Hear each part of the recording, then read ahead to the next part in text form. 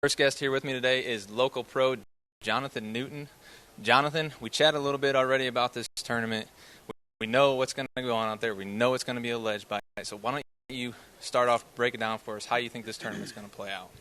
Well, this is a pretty interesting tournament. I mean, I fished here a lot, and obviously I love to ledge fish, but this is not per se a Kentucky lake as far as ledge fishing goes. There's not as many ledges here. Most of the guys have been doing nothing but idling around, so it's going to get interesting out there. I really think that it'll be one out offshore, but there's also a lot of fish up shallow still. So, it could be anybody's ball game, really. Now, I hear that the shallow fish tend to be some of the bigger fish on the lake because of the grass. Is it hydrilla that's here? It is. But can those fish, will that sustain through a 4-day tournament, you think? Last year we had a lot of flooding back early in the year when the Rayovac was here. It was a lot of flooding, so it kind of knocked the grass back a little bit. There is grass located in a few different places of the lake, but it's still, I don't know that it's going to be a huge player. I mean, there could be grass patches that I don't know about, but it could if somebody's found enough area of grass, those fish could definitely hold up, and you could win the tournament doing that. Now, Pickwick is about 40,000 acres. We were talking about this. Kentucky Lake's 160,000 acres.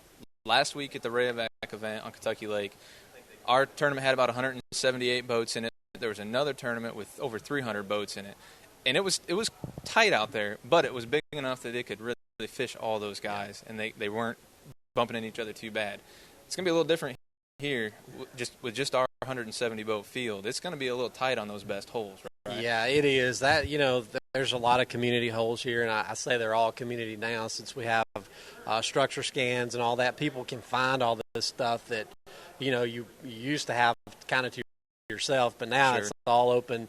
I think you're going to see a lot of boats fishing pretty tight in some areas, and I think that's just the way it's going to be. So I don't like to fish like that, but we'll see how it goes. Is timing really important here, getting on the school at the right time, or can you pretty much pull up and catch them if they're there? They're kind of a little bit tough to catch on some of those community holes right now. There's been a couple of big tournaments the last couple of weeks. Those fish are really, they're not that easy to catch, and they hadn't been running a lot of currents, so it hasn't positioned those fish to where they're right where they need to be, where you can catch them every cast. But it's been kind of a grind to even get them to bite on the bigger schools. Now, you get to stay at home for this tournament. This is your home lake. Obviously, that's an advantage just from a creature comfort standpoint. You get to be with your family every night. But we all know about the local curse in bass fishing. It is hard to win on your home lake, especially when it's setting up like we're talking about with these community holes. How do you feel about it going into a tournament on your home lake? Well, the only way I can look at this one, and the only way you can look at it is try to go win them. I mean, you have to fall where you fall, but the thing that may help, it could help, it may hurt knowing too much, but I feel like myself that I have the ability to go fish deep, then I also have the ability to switch gears and go fish shallow. And it may take doing a little bit of both to do good. And I don't know. I'm just going to have to see how it plays out. I've spent about 3 hours shallow, so but I have a lot of confidence doing it. Now, you're 41st in the Angler of the Year standings right now. The cutoff at the tour is 35 places, the first 35. Sea River, it's a little more pressure this time of year than it would be, say, if it was in the spring or fall. Just the fact that we were talking about people knowing all the spots, and it's just a little bit more pressure on me. But, yeah, I feel really good about it. I sure do. Now, I want to talk a little bit about your title sponsor this year, the Florence Lauderdale Tourism Bureau. And that's the local group that's helping to host this tournament. Also, the All-American, which is going on this week as well, over on Wilson. Right. And then in the fall, we're coming back for the Rayovac Series Championship on Wheeler. Yep. And they're hosting all those events. I mean, tell us a little bit about your relationship with the Tourism Bureau and some of the things that you were working on with them to help promote all these wonderful resources we have. We've been in close working for years, but one of the things that we try to do here is just bring awareness to the fact that, hey, Pickwick's here and Pickwick's really good. Sure. We have big smallmouth, we have big largemouth. People around the country may not know that that's, that it's like that. I mean, everybody's heard this Pickwick's good, but, our goal is to just bring people here.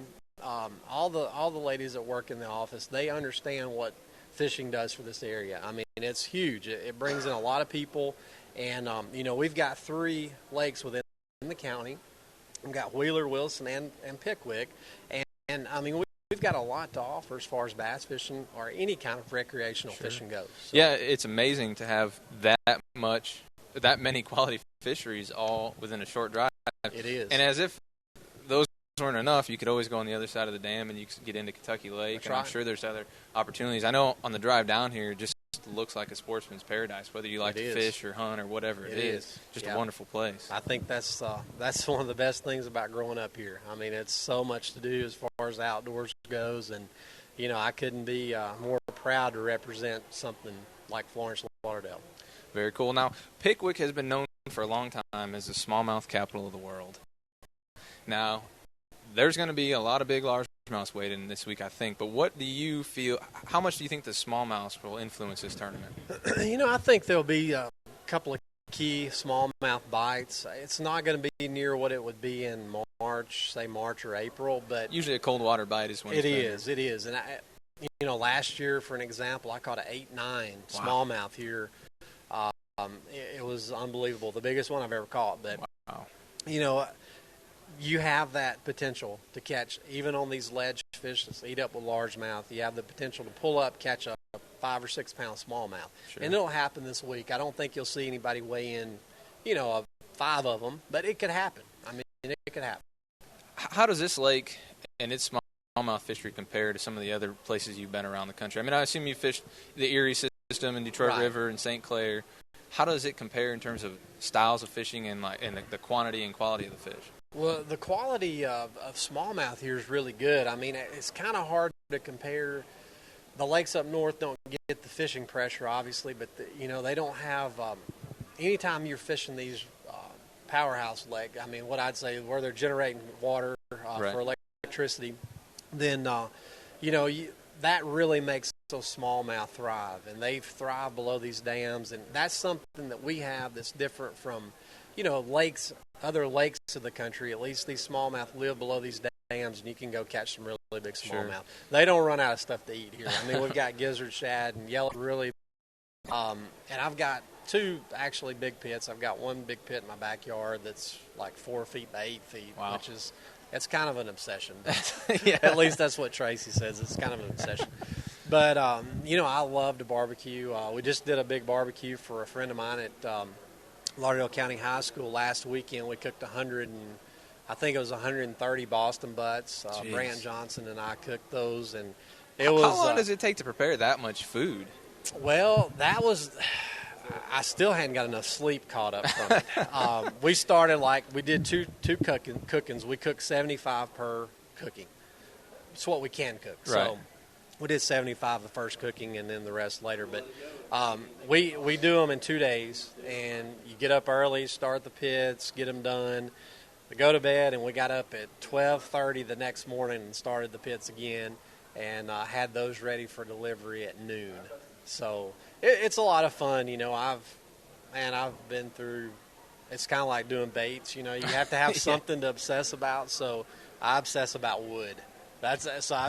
Is it pecan or is it hickory or is it oak? Oh boy! So getting just the right flavor, just the right flavor, amount of heat and combination. Yeah, what moisture content? Does it? It's bad, but that's like obsessing over 12-pound test or 14-pound test. Yeah, I do that. That's so well, it's deal. So with a belly full of barbecue, does that help you become a better bass fisherman? Is that the key? I don't think it hurts. Yeah, that's for sure. You've got to relax, and that barbecuing is a good way to relax. Per se. Right. I mean, I don't know that I relax much when I do it, but it's a good way. Cool. Well, Jonathan, I appreciate you being you. our first person here on the live Thank feed, you. and we're going to jump to our next guest here. But good luck to you this week. Thank you. Thanks appreciate a lot. it. Thanks. Thank you.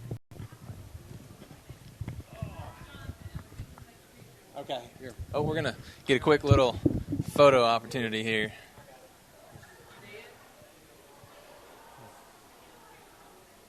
All righty. Thanks, Jonathan. Thank you. Appreciate it. All righty, we got Terry Bolton joining us now.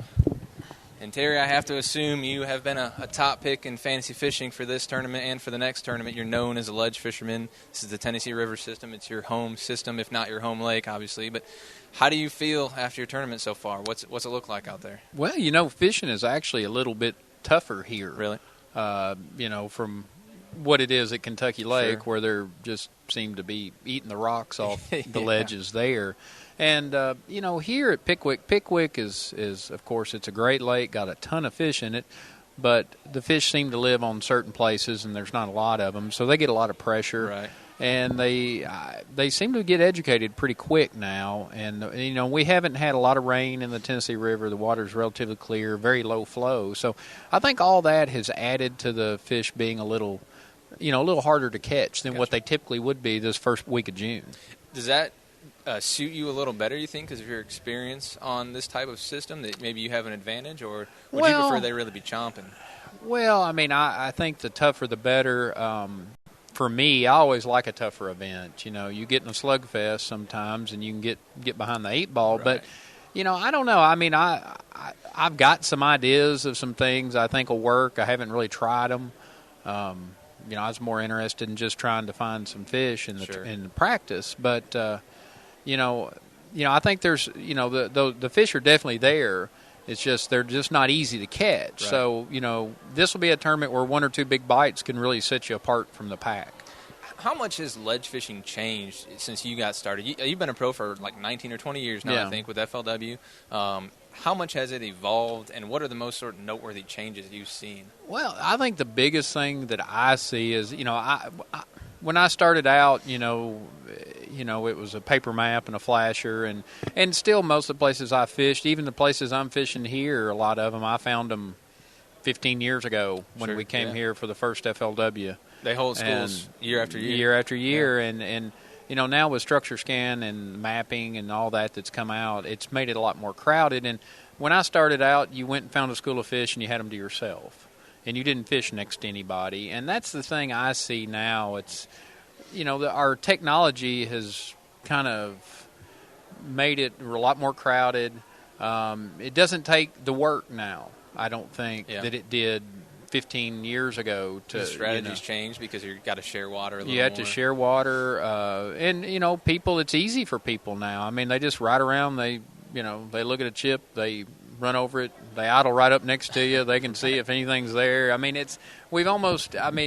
technology has made the offshore fishing now not as much fun as it used to be, How many more spots do you feel like you need to have now? Because it used to be you could find a couple of schools and ride it out for 4 days or so. Yeah. It's not that way anymore necessarily, is it? It's not. And I think that's why now you see some of the younger guys that will beat a lot of the older guys now, because they have the patience. They'll camp out where, I'll pull in there, they're biting, I catch a few, I'm ready to go to the next place. Now, when you do that, sometimes you don't get on the next place because there's already a boat sitting there. So the old school run and gun approach is a lot harder to do now, and so patience and perseverance a lot of times can beat a lot of older knowledge. Now, you mentioned when you first sat down the Kentucky Lake tournament last week, or you mentioned Kentucky Lake, and we had the Rayovac there.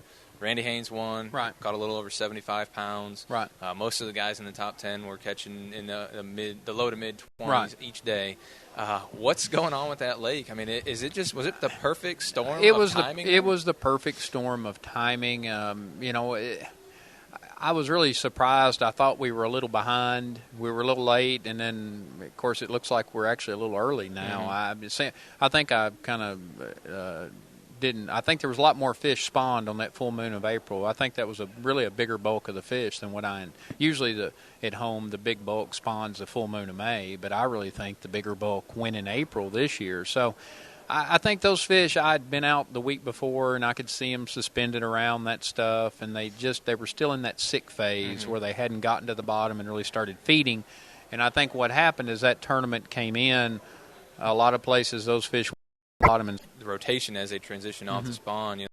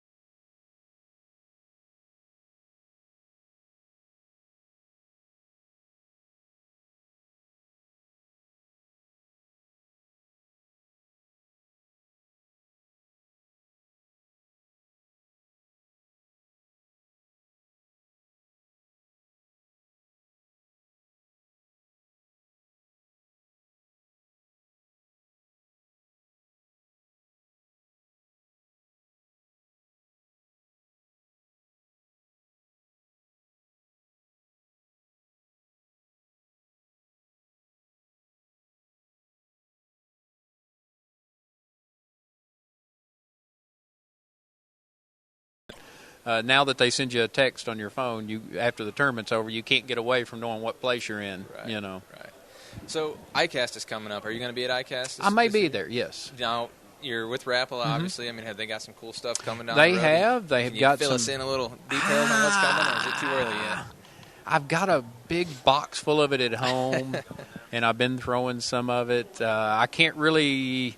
Can't reveal the details. I can yet. divulge a little bit in July, but this is June, so I can't really say a whole lot. But there's some really cool lures coming on, in the Rapala, the Storm, the Trigger X. You've had a little time to get them wet, so you know. Yeah, you know they've added some new things to the lineup, and but there is some neat things coming. Cool. After ICAST, we'll hook up with you on Kentucky Okay. Lake sometime. We'll do a little work and get some of that new All Rapala right. gear out Sounds there good. and give it a Sounds whirl. good. But, Terry, I appreciate you All right. taking some time to talk with Thank you us. very Good luck to much. you this week. All righty. Next victim is Shane LeHue, and he's currently our Rookie of the Year points leader. So, did you know you were the Rookie of the Year points leader coming in? I thought I was, but I wasn't sure. Yeah. So, okay. Well, you are. I've got it on my board of information there. So coming into this year, I mean, was that a goal of yours? Was that something on your mind? Yeah, my number one goal this year was making the Forest Wood Cup. Right now, I'm real close. I can go either way. Sitting in 31st. I obviously need to catch them in the last two events, but my other goal was Rookie of the Year going into the year. So Yeah, you're in 31st place, 2 Tennessee River tournaments to finish out. So you're above the cutoff right now, which is 35. How much have you fished the Tennessee River, and what's sort of your impression thus far through practice? thus far, really, to be honest with you, it was a little tough. Yeah. I'm not used to riding around, idling, looking for schools of fish, stuff like that. You know, I went to Kentucky Lake for 3 days before I came here. Just to kind of figure out my electronics. I'm a shallow water power fisherman. I like to stick to the bank. But this tournament, all I've done, I bet you I've put over 40 hours on my motor. You know, Lots of looking. Just lots of looking. I have fished here once before, and we did decent in a college tournament. You know, we had like 21 pounds one day, and then our school left, and you know I can't find them when they leave. So I'm gonna have to definitely be able to adjust in this thing. I think once all those boats get on big schools, they're going to move, and you're going to have to relocate them. Yeah, the pressure will force those fish to move around a little bit, right? Yeah, I think they're going to move a bunch, and you can already tell that they're pressured already. Really? Yeah, you can see that. You pull up, you'll see fish, you'll mark bass, you know it's bass, and then they're gone once you get up to fish them, and you got to relocate them. Well, when you find a school on your electronics, I mean, can you look at that school and know that it's probably got quality fish in it, or do you have to fish it to really know? Me personally, no, I can't. I've just not spent enough time with it. Me personally, I really have to get out there, and I got to stand up and I got to fish. I got to see what's there. And so far, I'm pretty convinced that there's a lot of schools that are just mixed right now. It's anywhere from 12 inchers to 4 and 5 pounders. So have you gotten a chance to make a few casts in there, see what's there, or are you going to save some of that for the actual tournament? some of it I'm going to save for the tournament. Some of them I didn't stand up and cast on. Just the big schools that I could tell were bass. And they might all be small by the time I get to them. And they might have, 10, 15 boats. And I'm really not a guy that's going to come in on somebody. And I'm going to have to. Yeah. I guess I'm just going to have to work with that right. for this event just because, these are the 180 of the best anglers in the world, and they're all going to find them. And with the electronics we have now, it's ridiculous what you can find. So you said you're a shallow fisherman is your preference. Is it a little intimidating to know that this tournament's probably going to be won offshore and that you've got to go out there and compete against guys like Mark Rose and David Dudley who are experts in it? Yeah, a little bit. It is. These guys have a lot of experience with it. They really know how to read their electronics. And I've spent some time here in the past couple months really, trying to fine-tune my skills with that. Right. And, I've only got a few months with it. These guys have years and years of experience, and they're really the pioneers of doing it. So. Right, yeah. And I don't have anywhere around my house like the Tennessee River. The fish around us, most of the time, they don't get out deep. What is your home lake then? Lake Norman. Okay, so we've had some tournaments in the past on Norman, some tour events. A lot of times it's sight fishing derby.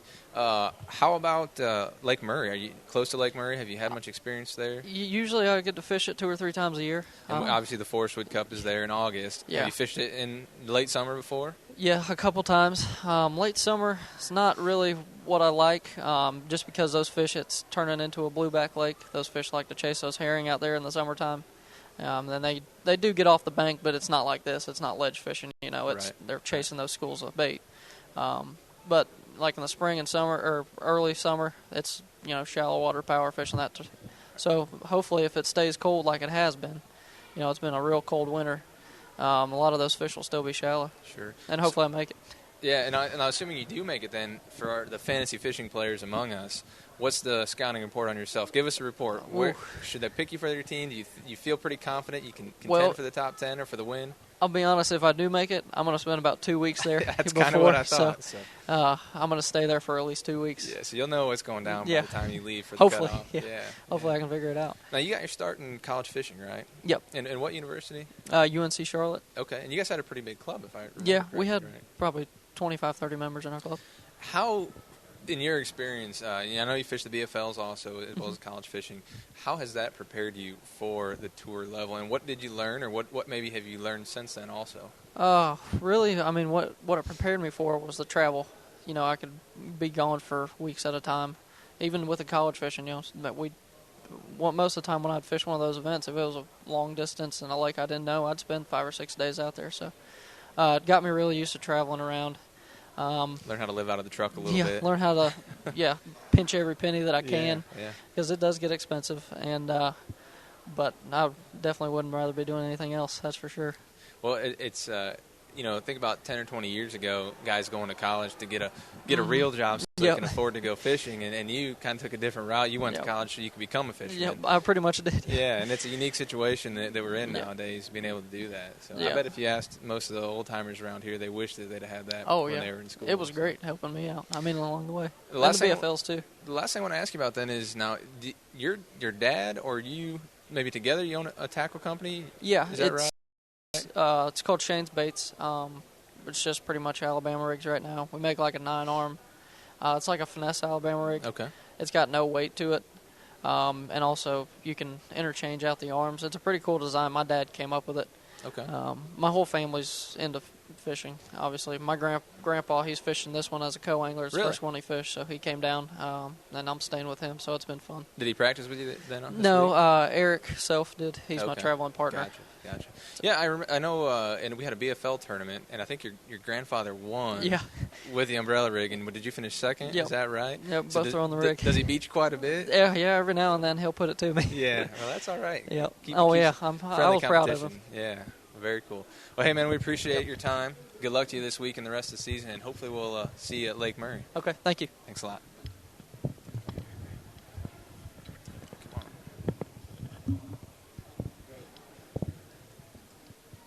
Have a seat, John. How you doing? Good. We got John Murray here with us today. How has your practice week gone thus far? Well, I haven't been on Pickwick in quite a few years, and never this time of year. So Really? It's been a lot of looking and checking out. But man, I've caught a lot of fish. I haven't caught the size to do real well. So I've had a lot of fun out there, but sort of frustrated I haven't found the big ones. Yeah, that's kind of the story on the Tennessee River, it seems, the last few summers, is there is a lot of fish out there. It's not all that difficult to catch fish, but it is really hard to catch those 5- and 6-pounders that you need to be in the top of the standings. Yeah, and that's pretty much. I'm out of the points this year, so I'm just trying to do well, try to win a term or something. And so, man, it's just my goal coming in: throw big baits, find big fish, and I have not done it. So, I guess I'm going to go back to just fishing. Hopefully, I can, catch enough fish to get in a check or something. John, what's your preferred style of fishing? Do you consider yourself to be a ledge fisherman, or is this sort of foreign to you? I'm a western guy. I'm a deep water fisherman, and this ledge fishing, this isn't deep water. I mean, this is 10 to 25 feet. That's, to me, is not very deep. So really, I like. I grew up fishing real deep. I've won tournaments in 125 feet of water. So, but ledge fishing's always been a little tough for me because a lot of the times those fish are in predictable spots, and it's really your technique to catch them. Mm-hmm. And I think I really tend to look for out-of-the-way spots, and they just don't seem to produce as well. So you would be more comfortable in a drop shot in ultra-clear water and watch them on your graph? Is that what you're... Yeah, that's what I grew up doing. That's my preferred, anything deep water, 25 and down is really where I like to fish. I mean, obviously, we all can fish every depth now, but that's my preference. And the sledge fishing is, I've had a couple of good days on it, but it's always about one spot. If I can find that one spot, I'll do okay. But so far, I haven't found that spot. Well, what's hot out on the West Coast right now? What lakes, what baits, what's going on? I mean, it's swim bait country, but it's also, I heard, giant spotted bass country up in Northern California. Northern Cal, obviously, they have the huge 9, 10-pound spots. Yeah. But what's going on in my part, Arizona, California border, is the big smallmouth on Lake Havasu, Lake Mojave, Lake Mead, places that never had giant smallmouth. I mean, they're catching 27-pound bags out of Lake Mead. All smallmouths? Both, mixed largemouth and big largemouth and big smallmouth. And it's all because of the quagga mussels. The quagga mussels got in the lake 15 years ago, and the food chain has exploded. The bottom of Lake Havasu is literally crawling with crawdads, they say. And they if you don't have 25 pounds on Havasu in a one-day tournament, you're not going to win. And those are mostly smallmouth. Wow. So, yeah, it's tremendous out there, and we don't have the water right now, but we have good fishing. Well, that's interesting because we're here at Pickwick, which is known as the smallmouth capital of the world, and I talked with Jonathan Newton earlier comparing Pickwick to maybe like the Detroit River and Lake Erie system where it's just filled with giant smallmouths. And I don't think a lot of people know about that opportunity that's out there to catch those big smallies. Is that sort of an untapped secret out there? I think it is, and really the key to that is just the fact that it's a time of year. Okay. They're available in February, March, April. That's when they really catch the big smallies here. And the rest of the time they roam. They're out in the middle of the lake chasing bait, and they're just not as available consistently. Sure. But, yeah, I mean, some of the biggest smallies I've ever hooked have been on this TVA system over anywhere else. Yeah. Well, that's interesting out west, though. I mean, if I was, a northern fisherman who lived in smallmouth country and I wanted to get the heck out of Dodge in the wintertime when it's snowing, I think I'd be shooting down to Arizona and checking out the smallies down there. That's what I say. You come to Lake Havasu in January, it's going to be 75 degrees, and you'll be catching 4 and 5 pound smallmouth. And when Can't you beat that. Get back for ice out in Minnesota, you've got a suntan and nobody else does. That's right. You can hit Florida maybe, but you can go catch big smallmouths in Arizona now. Well, last thing I want to ask you about is you mentioned you're out of the AOI race, had a little bit of a tough season. So knowing that, I mean, do you change your strategy when you're swinging for the fence? Do you do things different when you say, you know what, I'm just going to go out there and try and win that big check? Well, that's always the consideration in practice, and it starts out that way. You just really have this mindset, I'm going to do that. And about halfway through practice, you go, man, I better figure out how to catch something. and really, I've done this for 28 years, so, I mean, I end up going back to the way I normally fish. And I'm sort of a conservative fisherman as it is. And $10,000 checks sound good to me right now, so I've sort of re-geared for that. My last half of the practice is really just trying to hold on and be consistent. Find five, get that limit and then go looking for a big fish. That's right. Very cool. Well, John, we appreciate you taking time to talk with us. All right. Good luck this week. Good luck the rest of the season. Thank you. I might look you up this winter. That's right. We'll be out there. Need to get away from the cold for a little bit. Okay. All right. Thanks a lot. All right. All right. I see Peter T. lingering in the back here, making his way up. We'll catch up with him just a little bit here.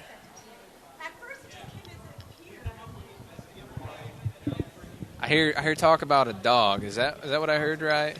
I guess there's a contest going on with Dingo and all that, FLW web contest, and they're trying to figure out whose dog belongs to who just by looking at the picture and the description. And I'm not giving it away. Oh, it's a secret. I was just going to ask you what kind of dog it is, but now we're not going to know. I can't tell you. I can just tell you it's a dog. Is it a little dog or a big dog? Retail size? It's got 4 legs and a tail, 2 ears, Is a dog alligator bait where you're from? You got to keep your dogs. It very well could be. Yeah, okay. It very well could be. We actually have about a 5, maybe 6 foot gator that lives in our pond. Really? On our property.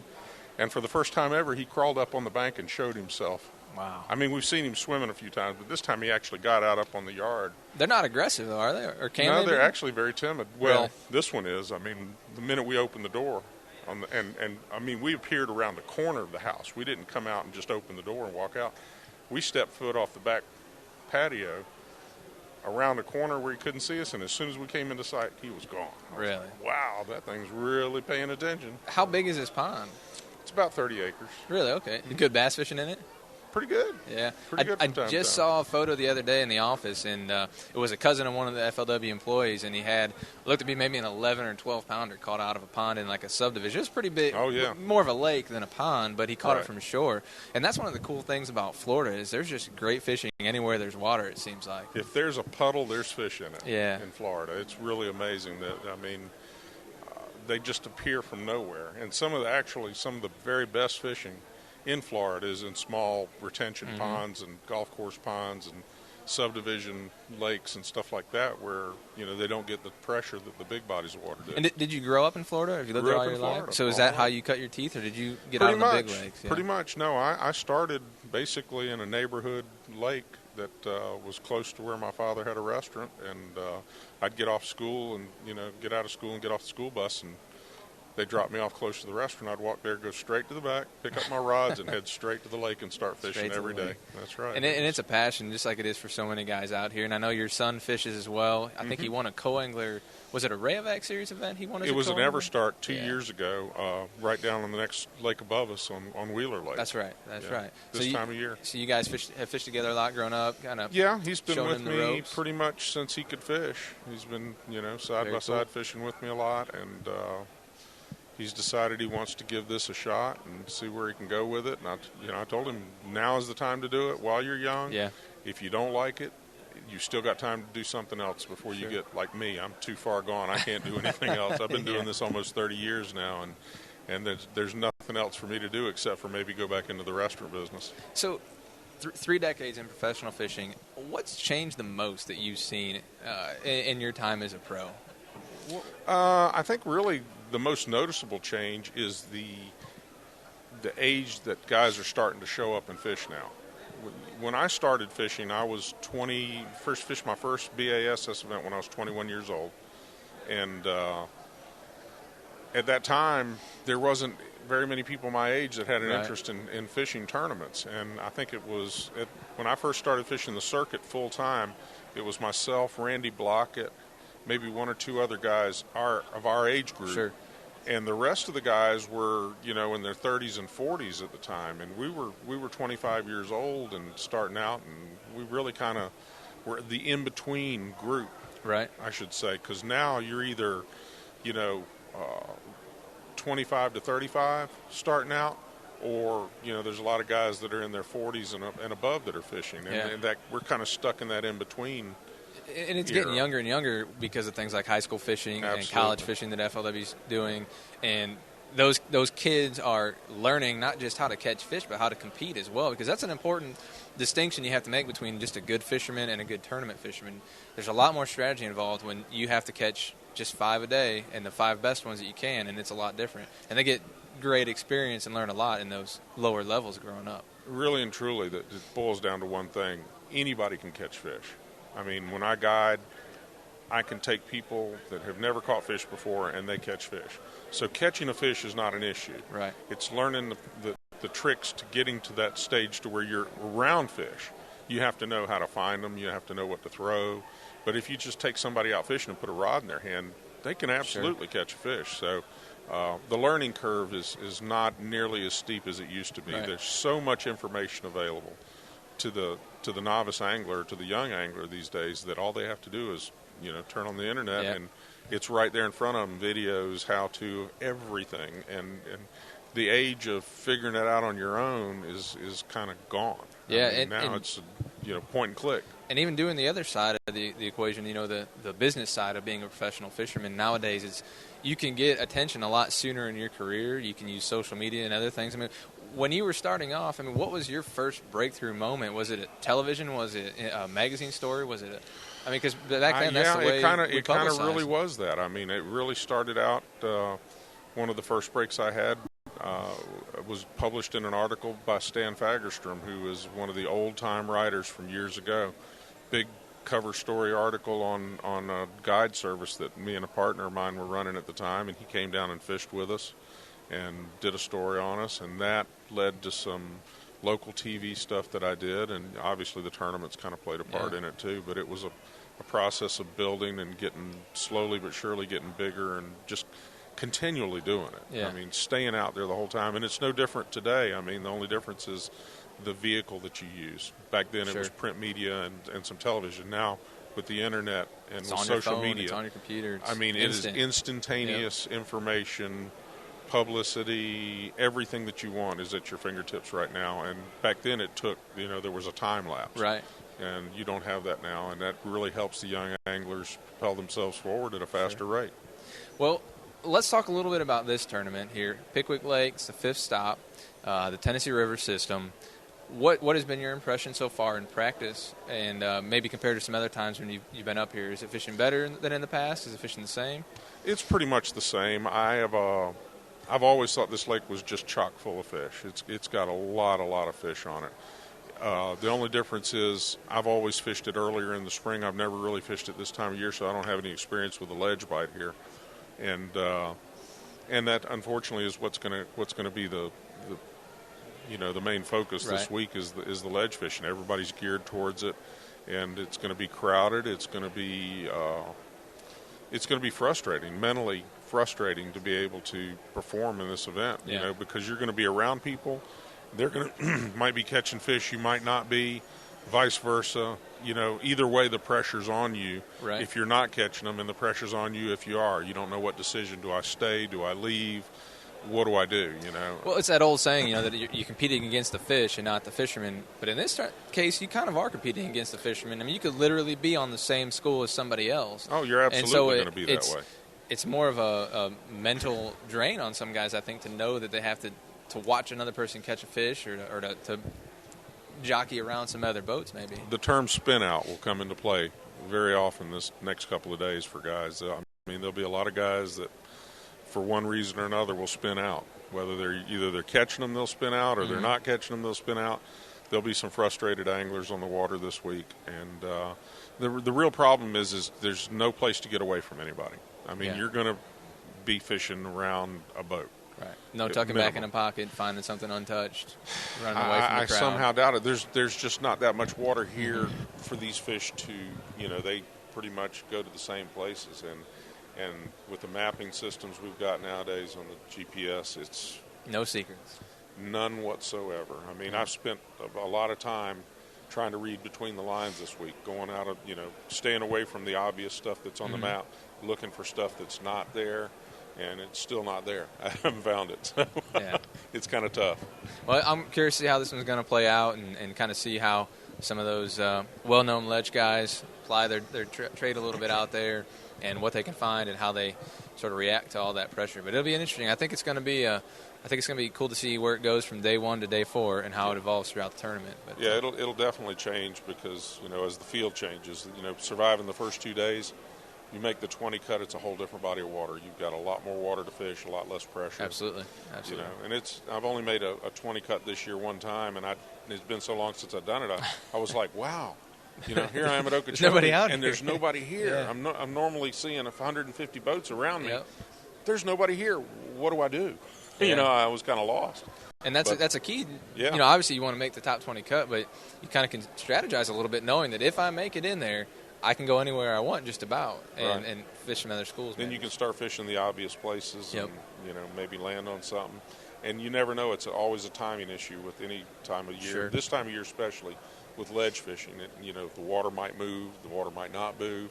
A school may decide to feed. A school of shad swims by, activates the school of fish. There's a whole lot of factors that can come into play. You can be on the biggest school of fish in the lake and not be able to catch them here. Yeah. And in 30 minutes, all of a sudden you've got a big stringer of fish. So. Yeah. Well, I'm excited. I hope that we see in that top 20 cut going into Saturday. It'd be nice. I'd like to make up some lost ground from Beaver Lake, but we'll see how it works out. Absolutely. All righty. Thanks a lot. Thanks for having me. Thanks for your time. All right, bud.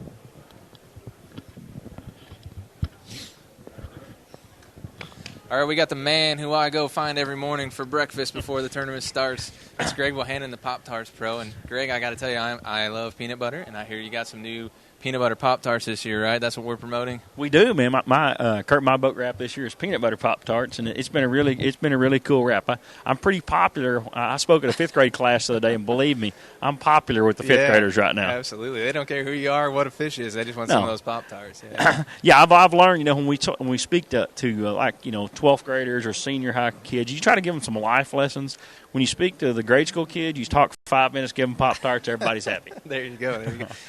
How many times do people come up to you on the water and say, "Hey, man, give me some Pop-Tarts"? A couple times a day. And so I try to keep some in the boat. I got a good supply the other day, so if you can't see me on the water, I've got some strawberry Pop-Tarts with me right now, so I'll be glad to give you some. Cool. Well, it's a ledge battle out there. We know it's going to be a ledge battle. Last week was a ledge battle on Kentucky Lake. I saw you up there. You've got you spent a little time tuning up your skills. Is that going to help you this week, having fished the Rayovac last week? Or well, you certainly hope so. I love Kentucky Lake, and I love going there. We get to go back here in a couple of weeks, and so I did do a lot of ledge fishing there. I caught a ton of fish, but this fishery is a different animal. I was here about halfway through the first day of practice, and I thought, wow, it's just a different place in Kentucky Lake. So there's not near as many ledges. It's a smaller, venue. It's a quarter of the size. It's quarter of the size. It's going to be one ledge fishing, I'm sure. I'm sure you can catch a few fish shallow, but it's just not near the quality that you have out deep. So, a boat number is real important here. Working with another guy that would be on the hole. Last time I think I had 14 pounds a day here. Last time we were here and finished just out of the cut. I don't think the weights will be quite that good now. Really, what do you think will make top 10? Top 10, probably. Well, I think that might make top 10. About 14. Yeah, maybe 15. Those guys that actually get on those good spots, they're going to catch them pretty good. Yeah. But it comes down to a boat number and who you're working with on that ledge, and so there'll be lots of jockeying for position on this tournament. Well, that's interesting to me because it's going to be tight out there. We know there's going to be a lot of pressure and boats close together, and you kind of strike me as being really, really a nice guy. Don't you have to have a little bit of maybe fire in your belly? Well, you do. Last time I was here, I got on a spot first, and I caught him really good. Another guy moved in there, and I decided to try to work with him because he might be there early the next day. I look at it, that's the way you try to work this deal. But you got, hopefully you work with somebody that's fishing there beside you, just not throwing over the spot. There's always a sweet spot there, and hopefully you just have to figure out a way to work together. But you've got to bow your neck sometimes and claim what's ground is yours, and make a long cast out there to kind of show them where that perimeter is. Getting that 4-point stance or 3-point stance you perfected back in college. Now, if it was a 3-point stance or a 4-point stance, I think I could win on that deal about every time. I really do. Well, cool. So practice this week. I mean, the weather was. Did you guys have a little storm this week? I think. We had a little bit of storm off and on, but mostly it was extremely hot. A couple days, the wind quit blowing there the last day of practice, and it felt like it was 100 degrees, and it probably wasn't. But we've had some warm conditions. It's typical summertime on the Tennessee River.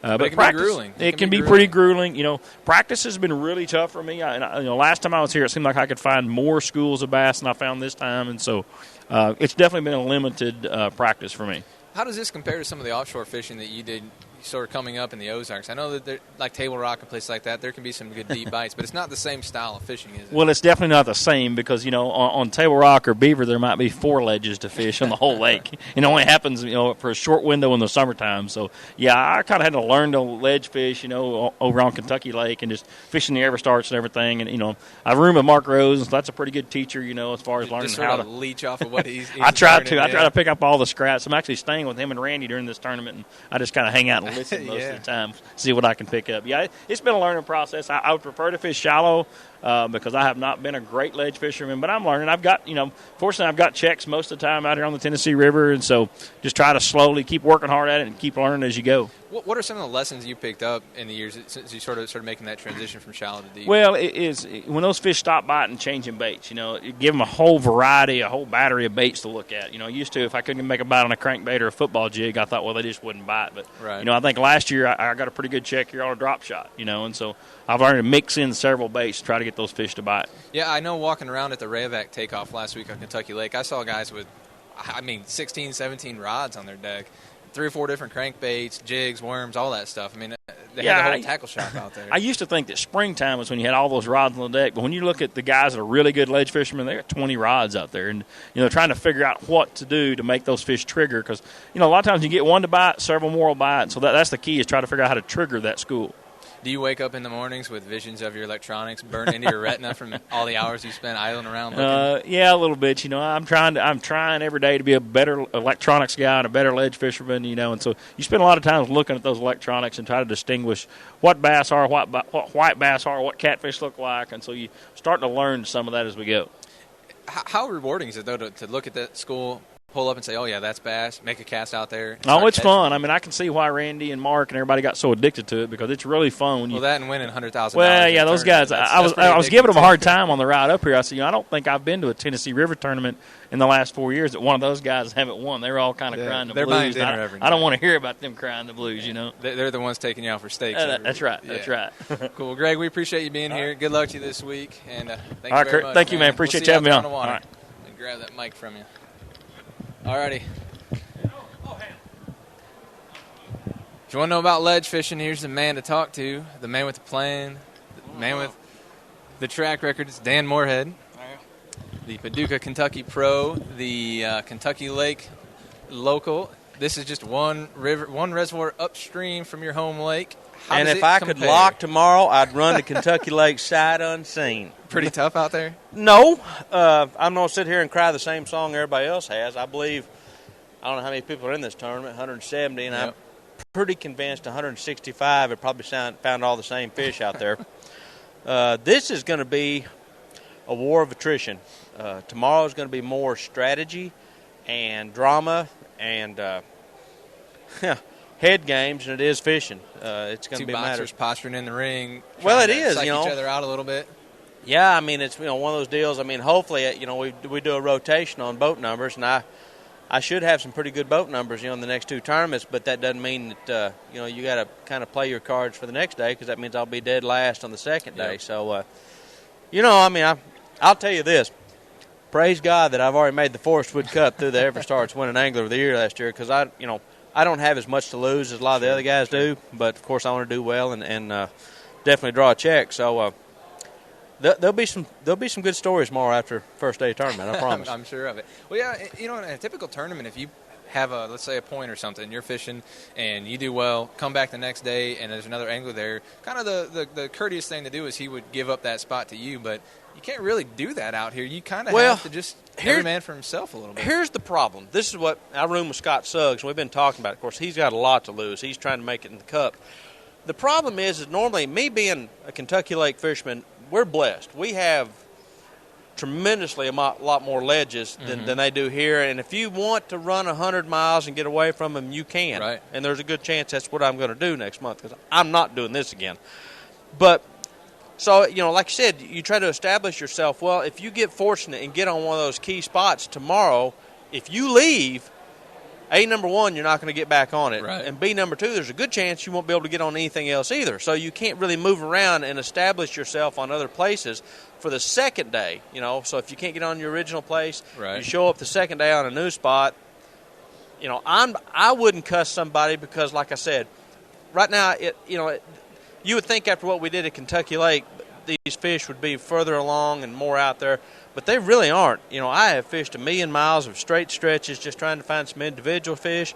They ain't out there. They're all in the obvious local community holes, mega schools. If you're not on those, you're whistling Dixie. So, like I said, tomorrow's going to be all drama.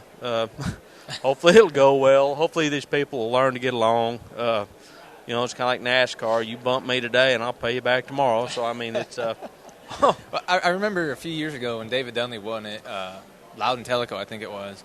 He caught his fish early, put on his straw hat, and started white bass fishing because he wanted to camp on the spot and keep everybody else off. I mean, is that a deal where you got to be prepared to put your trolling motor down and sit there for 8 hours? Well, it's funny how all these fishermen, we all get the same mentality, and I've already heard it. The politics has already started. People are, you can't imagine how many phone calls you get. These guys aren't stupid. They know that me and a couple other guys are probably going to get good boat numbers. And they're like, hey, if you work with me, I'll work with you, and we'll get in there. And so, as far as being able to find a spot and sit on it and save it, it ain't happening. Because, like I said, I'm coming. I know where the schools of fish are, and I don't care who's sitting there or how many boats. I'm coming. So, sure. I know that they're going to have the same mentality I am. So, as far as hiding and protecting a spot this tournament, not happening. Well, let's flash forward a little bit. Right. You were the Angler of the Year for the Central Division last year in the Rayovacs, right? Yep. This year, the Rayovac Championship in October, when you're probably going to wish you were up a tree somewhere with a bow in your hands, is going to be on Wheeler here on the Tennessee River. I mean, if you make it into the championship, how do you feel about your odds there? Because that should be a pretty good time of year, I would think, to come down here and catch them. But I would imagine it's more of a shallow bite. There'll definitely be a transition. There might be a few fish out deep, but it'll be a transition. I've done real well if you look back over the years on the Tennessee River, Wheeler, Pickwick, all of them. And you've done well in the Rayovacs. I mean, you have an outstanding track record in Rayovac competition. Yeah, I've won 5 of them, won Angler of the Year twice. I'm sitting in 4th points now, but, I got to beat Wesley at the last one. But, I don't know. You're right. My heart and head will be in a deer stand, but we got a lot of battles to fight between now and then. I'm more worried about the Forest Wood Cup right now than I am anything else. So Have you fished Lake Murray very much in the past? I have. I had actually one of my better finishes in the championship the last time we were there. Okay. 2008, I think it was. I already know. And it's one of those deals you just shoot for the stars. I know what I'm going to do and probably the area I'm going to do it, and I'm not going to pre-fish. I'm just going to show up and go for it. Show up and go fishing. That's it. That's a good deal. Well, Dan, we appreciate your time, and we'll watch for you out there. If we hear some hollering, we'll just assume it's somebody else, and we won't go and investigate. But I don't know. I think it'll be interesting to see how it plays out. I'm really glad to have George Foreman down the side of my boat because tomorrow it'll probably be a boxing match out there, I imagine. So, all right. Good deal. Thanks a lot, Thank Dan. I'll take your. Jacob, come on up. Grab the mic. We only got 5 minutes. So we got 2 people to roll through, so we're going to do the express lane version here. Let's make this happen. I want to ask, first of all, you've won the All-American. Mm-hmm. You've won the Forest Wood Cup. I don't know, you're like 14 years old or something. You're really young. You did it already. You are in contention for the Angler of the Year this year. You're top 5, top 6, somewhere like that. Andy has a good lead. Andy Morgan does. But this is the Tennessee River, so you're in 3rd place, I think. I just got the message. So Tennessee River, there's a lot of big fish out there. Do you think you can make up the gap and get the Angler of the Year? And if you could, what would that mean for you in your career thus far? I mean, I think there's definitely a possibility. I'm about 60 points out from Andy. And on the Tennessee River, if you can't get on one of your schools or you're sitting around there and you can't get in on one of the main, community hole schools, you might be in trouble. I mean, you go out there and you could easily catch 12 pounds, easily catch 17 or 18 and do really well on this thing. So it's going to be all about a couple bites that are going to really, make the difference in this event and the next couple events, because these next few events are going to be ledge-type tournaments, and on those things, it's all about boat draw. It's all about, getting that one bite and getting that fish, those fish fired up and really understanding what baits you need to throw to get that big bite. All right, let's be hypothetical here. You've got some hardware on your mantle already, but let's say you add an Angler of the Year trophy. What is to you that would be the most prized of the 3, the BFL American, the Angler of the Year, or the Forest Wood Cup? I mean, which means the most to you in terms of accomplishment? Truthfully, I think Angler of the Year would probably be like right now, because obviously that's something that I don't have. Sure. But I mean, looking back, it has to be the All-American, just because the All-American was the tournament that allowed me to have that opportunity to live my dream out. Sure. Without that event, launch your career. Yeah, without that event, I couldn't be doing what I was doing, and then the Forest Wood Cup would never happen, and then an Angler Year down the road someday would never happen, and I wouldn't be in the position that I am without that All-American win. So, that one just it has a special place in my heart, and it's I think as far as accomplishment and your peers, I think Angler of the Year is simply one of those. You're most consistent through the whole year. It's the event or the award to win, because each event, you have a guy that wins or something, but being the most consistent over 6 events really means something. It really shows that you're that great a fisherman. I don't believe anybody's ever won all 3, to my knowledge. I don't think any of our All-American champs have ever won the Forest Wood Cup and the Angler of the Year, so you could be the first. Someone's going to have to check my facts on that one, but I think that's the case. And I would have to assume you would set the lowest age record if you did it. You'd probably be the youngest Angler of the Year if you did it. How have you had so much success so soon in your career? I mean, you just came right out of the gate and you just started winning. It's hard to put a finger on it, really. I mean, the thing is just going out there, and I've had so much, time on the water through my earlier years and constantly fishing with a lot of people, so I've learned a lot, so and I'm always learning. I look back and you look at a year ago and I'm like, wow, I can't believe I would make that decision. I can't believe I did something like that. Right. So, each year you learn more, and you never really can put that finger on it, because, it has been a whirlwind. If you look where I've been starting fishing BFLs when I was 19, winning the first BFL, and coming from where I am now, you don't. Sure. I'm sitting there. I'm speechless too. I'm like, what the heck? What's happened these last 3 years? We got about 10 seconds left here before this thing signs us off. So one last question. Yep. 4-day wait. What do you think it's going to take to win? 86 pounds. 86 pounds. You heard it here from Jacob Wheeler, the Rayovac Pro. 86 pounds. We'll see you out there. Awesome. Thanks a lot, Jacob. Perfect. Thank you.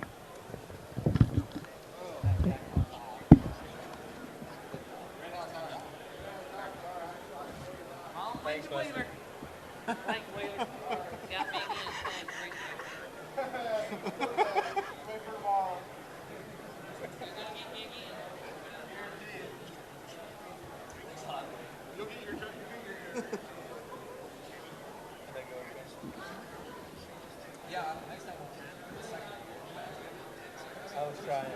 Well, no, what happened was it's like couldn't get nobody, and then they all came at one time. It was like.